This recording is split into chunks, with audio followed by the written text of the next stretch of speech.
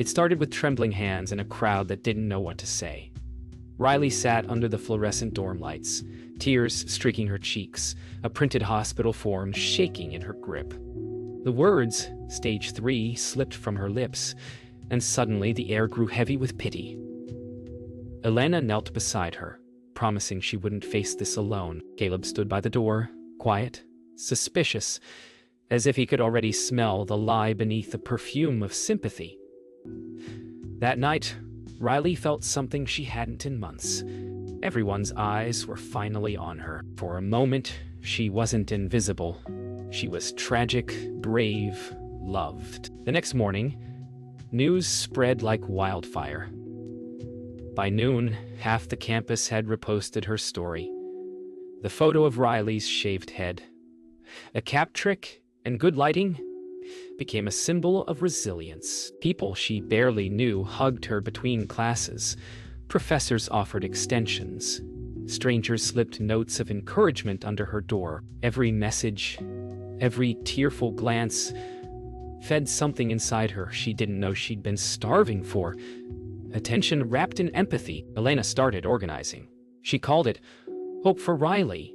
Posters, fundraisers, wristbands, all in a week.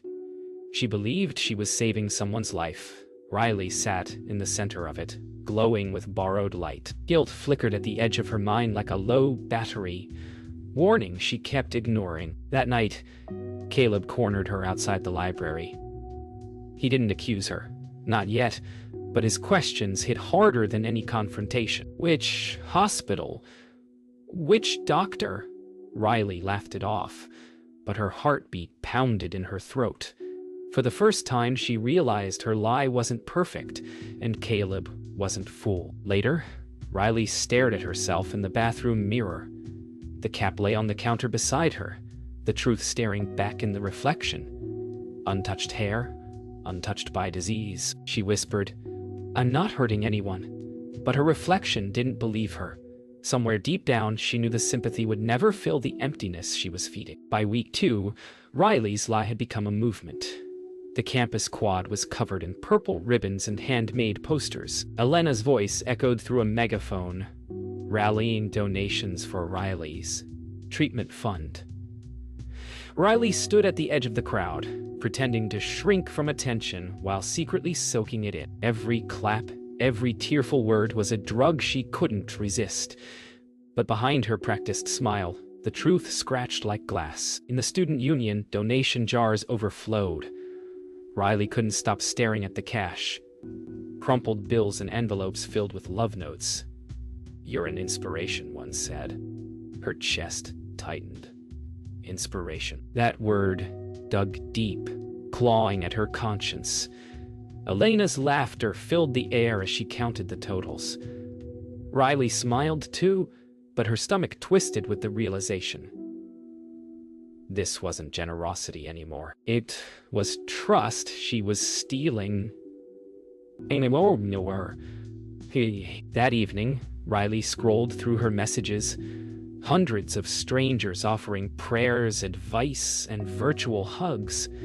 She screenshot every message, saving them like trophies. When Elena called to check in, Riley pretended to sound weak, her voice trembling with fake exhaustion. She'd mastered the performance now.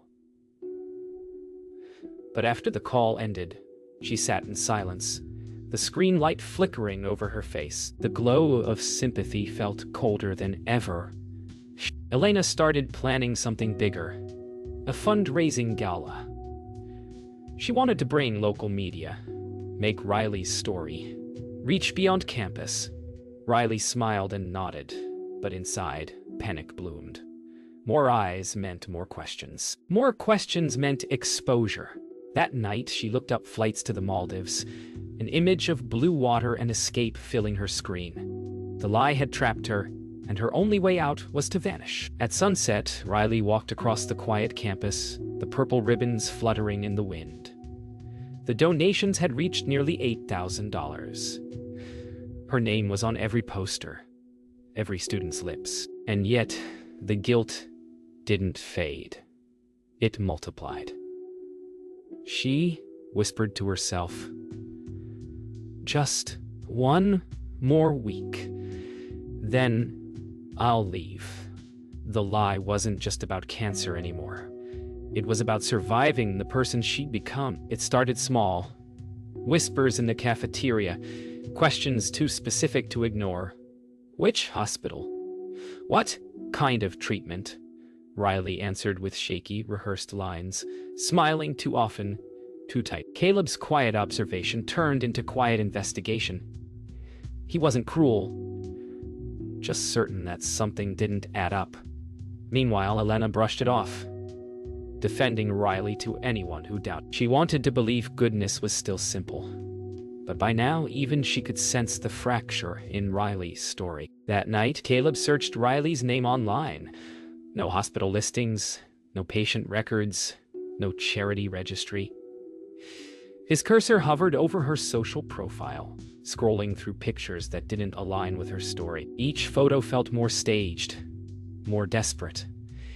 He printed screenshots and tucked them into a folder. For Caleb, it wasn't about exposing her. It was about protecting the people she was fooling. Elena's trust began to tremble when Riley canceled another treatment day. Her excuses were always vivid. Machines breaking, last-minute tests, new doctors.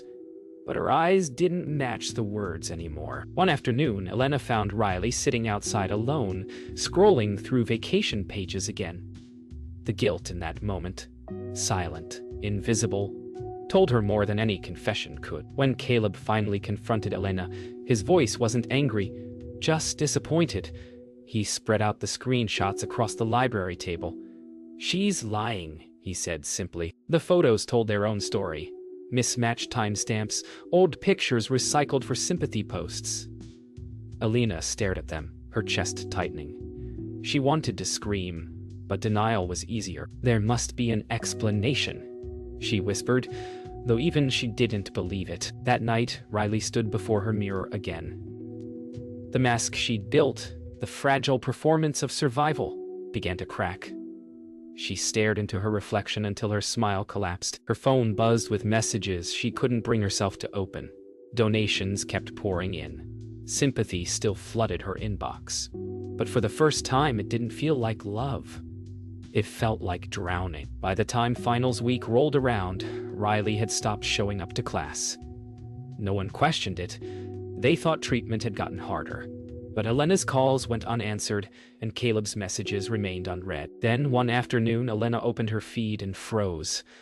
A new photo from Riley. Blue ocean. Cocktails. Her laughter sparkling under tropical sunlight. The caption read, "Finally feeling alive again." Elena's breath hitched. Alive wasn't the word that came to mind. Norgish shu torth. I wasn't the word that came to mind. Within hours, the campus buzzed with betrayal. Group chats exploded, donations were questioned, posters were ripped down. Elena stared at her phone in silence as hundreds of comments flooded Riley's latest post. Disbelief, anger, pity, turning into fury. "Was it all fake?" one comment read. "Did she ever have cancer?" Caleb didn't say, "I told you so." He just whispered, "We need to tell the truth." Riley lounged by the pool, ignoring the hundreds of missed calls.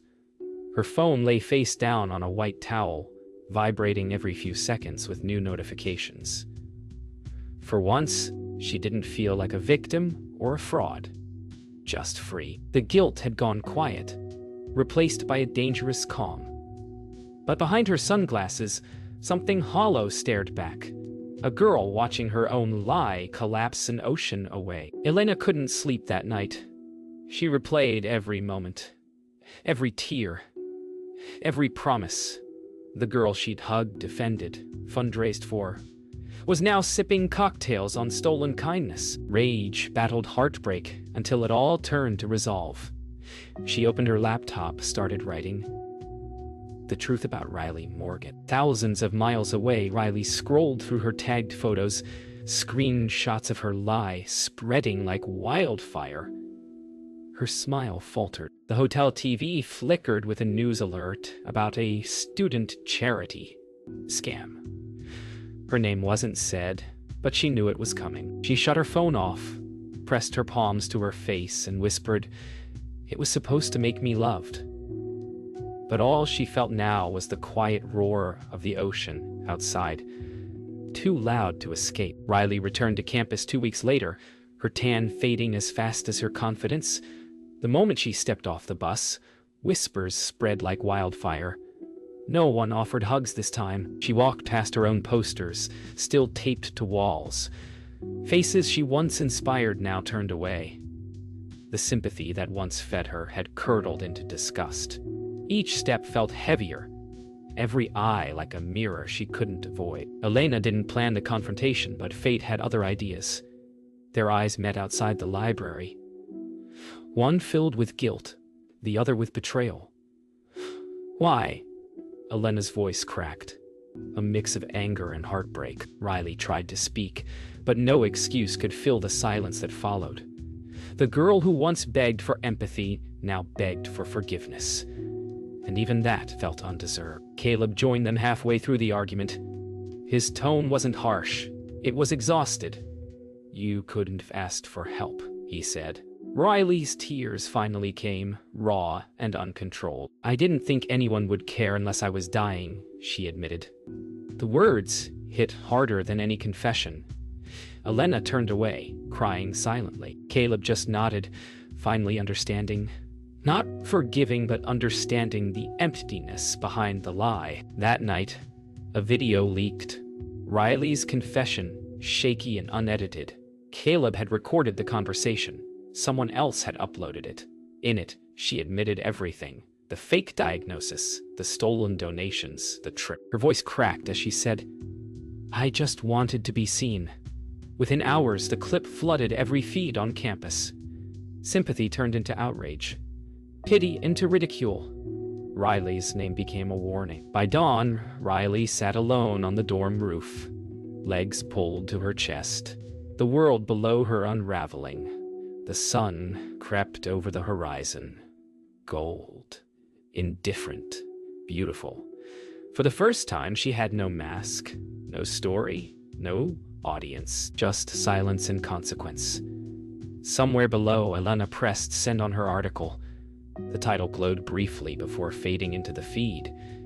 The girl who lied to be loved. The following week, campus life went on, but quieter, colder. Posters for Hope for Riley were replaced by announcements about academic honesty and digital ethics.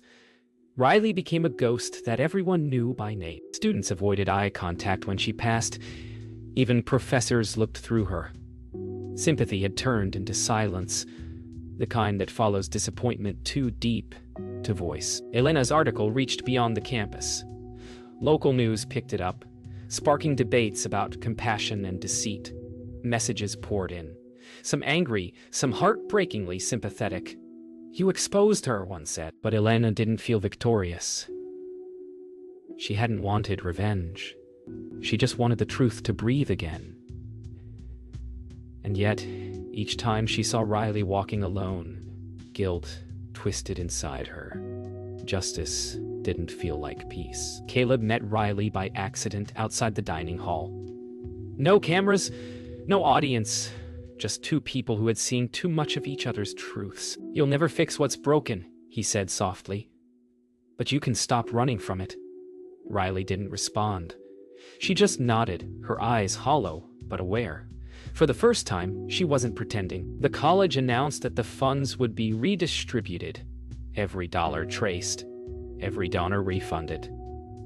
Riley sat in the dean's office, staring at the paper she had to sign. Expulsion, restitution, community service. No courtroom, no jury, just quiet accountability. She thought about the version of herself who first printed that fake medical form. Desperate, unseen. She barely recognized her now. That night, she walked past the student union where her fundraiser once filled the air with laughter and hope. The tables were empty now, just echoes of who she'd pretended to be. Riley paused, looking up at the bulletin board. A single poster left, half torn, Her smiling face faded. She didn't cry this time. She just whispered, "I'm sorry," into the quiet and kept walking. Weeks passed. The story died down, but Riley didn't. She stopped answering messages, stopped showing up anywhere people might look at her. At night, she sat in her room, recording voice memos, fragments of truth she was too afraid to say out loud. "I lied because I wanted to matter," she whispered into the mic, "and for a while, I did." Each recording was raw, unfiltered, a mirror turned toward everything she'd run from. Elena found the recordings a week later, sent from an anonymous email titled, "For Those Who Still Care." The files were raw, shaking, unedited. Riley's voice cracked and trembled, confessing everything, every dollar, every lie, every sleepless night.